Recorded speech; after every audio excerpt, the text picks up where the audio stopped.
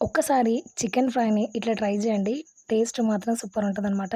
And fry లాగా ఉండదు. కొంచెం రైస్‌లో కలుపుకొని తినేలా ఉంటదనమాట.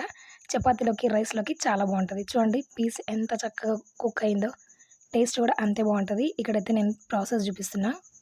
ఒక చిన్న ఉల్లిపాయనైతే సన్న ముక్కలుగా కట్ చేసుకోండి. అండ్ స్టవ్ వెలిగించి పాన్ పెట్టుకొని కొంచెం ఆయిల్ ఏసుకోండి. అందులో ఉల్లిగడ్డలు వేసుకొని మంచిగా వేగిన తర్వాత కొంచెం కరివేపాకు వేసుకోండి.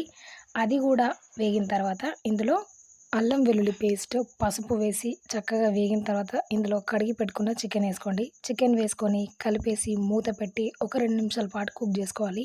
అంటే చికెన్‌లోని నీళ్ళు మొత్తం ఆవిరైపోయేంత వరకు దీన్ని బాగా ఫ్రై చేస్తూ ఉడికించుకోవాలి. చూడండి కాసేపటికి ఇందులో నీళ్ళు మొత్తం ఆవిరైపోతాయనమాట.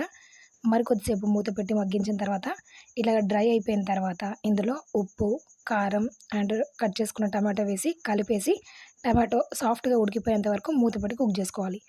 ఇట్లా టమాటో కూడా సాఫ్ట్‌గా అయిపోయిన తర్వాత ఇప్పుడు ఇందులో గరం మసాలా వేసి, కొత్తిమీర వేసుకొని ఫైనల్‌గా సర్వ్ చేసుకుంటే టేస్టీ అయిన చికెన్ ఫ్రై చాలా అంటే చాలా సింపుల్‌గా చేసుకోవచ్చు.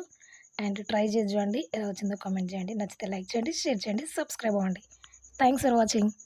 జై శ్రీరామ్.